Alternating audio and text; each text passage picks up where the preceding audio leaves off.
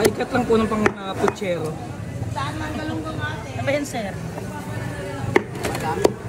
Okay guys, mag-start na tayo magluto ng ating chicken puchero. Siyempre magpainit muna tayo ng mantika sa ating lutuan. Tapos ang una po natin gagawin ay ipiprito po natin yung ating plantains or saging na saba. Bakit po piniprito ang saging na saba? Para po hindi siya madurog once na pinapakuluan na natin siya kasama ng ating mga ingredients sa puchero. Kasi pagka once na naiprito siya, medyo matigas na yung ating saging ng saba. Pero pag hindi mo siya pinirito, madali po siyang madudurog. Ngayon, ang susunod natin gagawin, magbabawas tayo ng konting mantika dahil masyado pong marami yung ating pinagpirituan sa ating saging na saba.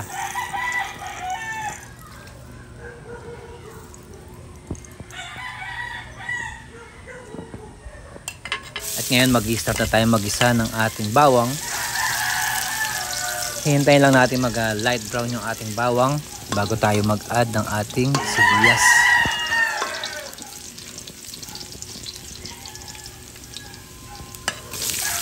So ayan, ilagay na natin yung ating sibuyas. Gisa-gisahin lang natin sandali hanggang sa maging translucent na yung ating onion.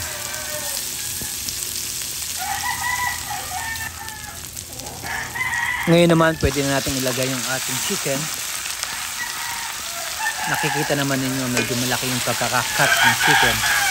Kaya okay lang sa serving. So, higisayin lang natin si sandali hanggang sa lumabas yung kanyang mantika.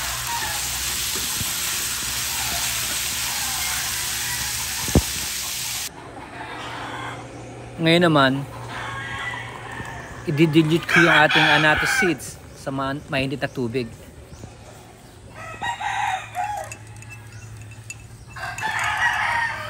Tapos po kailangan natin itong salain. Siyempre hindi natin dapat isama yung seeds.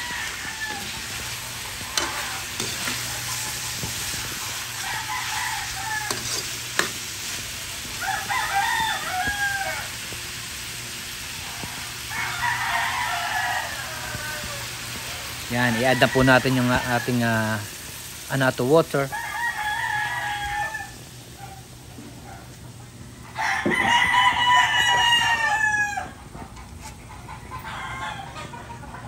At ngayon naman, i-add na natin yung ating tomato sauce.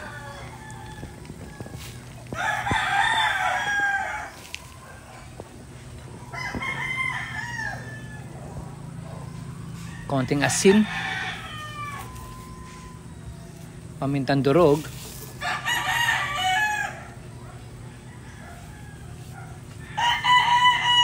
At tubig. Medyo isa-submerge lang natin siya o medyo lubog lang yung ating chicken or level lang para maluto siya. Kailangan natin siya na pakuluan ng mga 10 to 15 minutes bago tayo mag-proceed sa ating next step.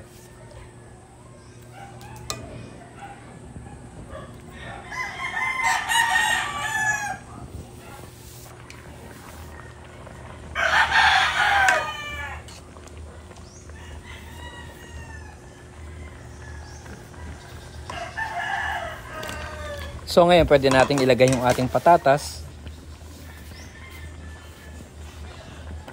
at carrots.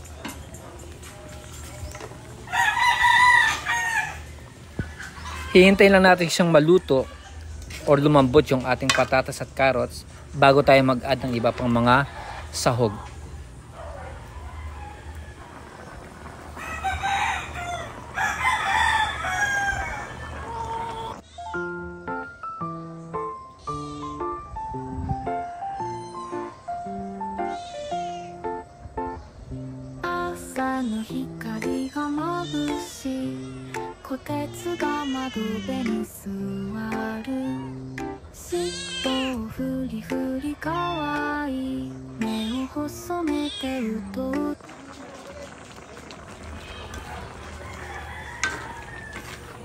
Ayan po, medyo luto na yung ating patatas at ang ating carrots. Ang susunod natin gagawin, mag-a-add na tayo ng Hans Pork and Beans.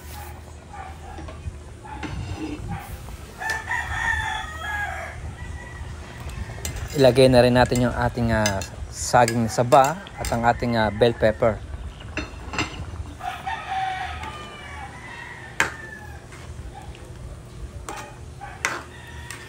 Ngayon kung meron po kayong sitaw, pwede po kayong mag-add ng sitaw dito sa ating chicken puchero. Lagay na natin yung ating repolyo.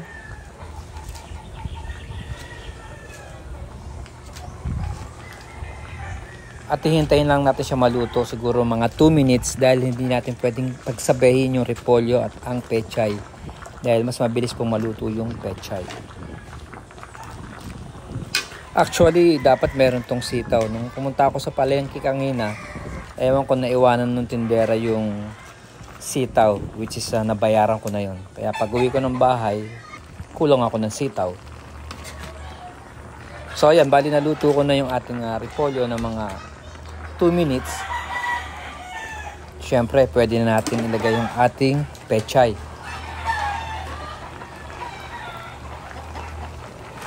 Again, sisimmer lang natin to hanggang sa maluto yung pechay. Siguro mga 3 to 4 minutes. Tapos po, pwede na po siyang i-serve. Sana po wag niyong kalimutang mag-subscribe sa aking YouTube channel. At maraming salamat po sa inyong lahat.